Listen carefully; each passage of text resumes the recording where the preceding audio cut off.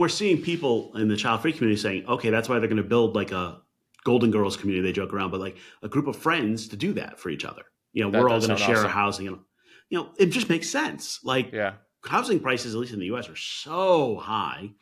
The answer is, okay, you have the first floor, I have the second floor, you have the third floor, and, like we share or Yeah. whatever it is. And that makes sense. The thing is, the housing market's not caught up to that. The like different things. The one thing I like now, I heard this the other day. What they're doing is for a stay-in-home type of project for long-term care. You rent a high-end apartment. And when I say high-end, it includes concierge, it includes housekeeping, food, transportation, all the basic needs. Hmm. Um, and it's just part of a package. It's a little more expensive. It's a luxury. Most of them like run by hotel chains, things like that. You have this luxury package.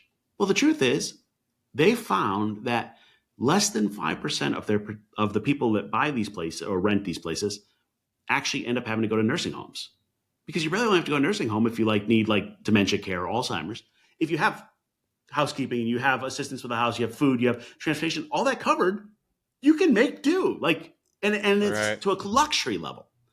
That's more of where I want my clients to end up, is in those type of places. Like I actually heard one of them, I'm like, how old do you got to be in those? I'm like, I might move into one. Because it was just like, this sounds awesome. Everything's taken care of for me.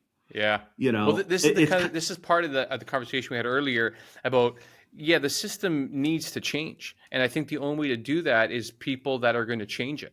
And I even like the idea of like people building more communities, even if you do have kids, like build a community where, because it used to be a child would grow up in a community of friends and family, and you'd have all this input and help, and now this family unit, we've put so much pressure on it as societies that like kids are spending less time meeting friends because the parents want to spend more time with them. The parents are going out and seeing their friends less because they're spending more time with their kids. Whereas that was never how it was designed. Like we're supposed to be in this like this culture and this community that you trust. So the whole saying like it takes a village to raise a child, that's because we used to have villages.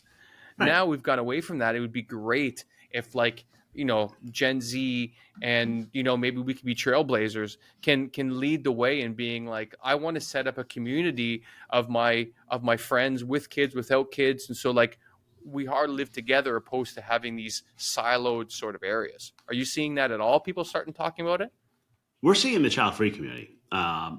So I had somebody, my favorite answer, they were going to buy a castle and like make it like an attraction, and everybody has their own room. I'm like, cool. Um, Amazing.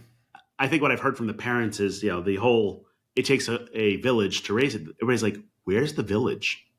Like, Yeah. where are, it's a good question. I don't have an answer. Not my, that's not my community, but it is a good question.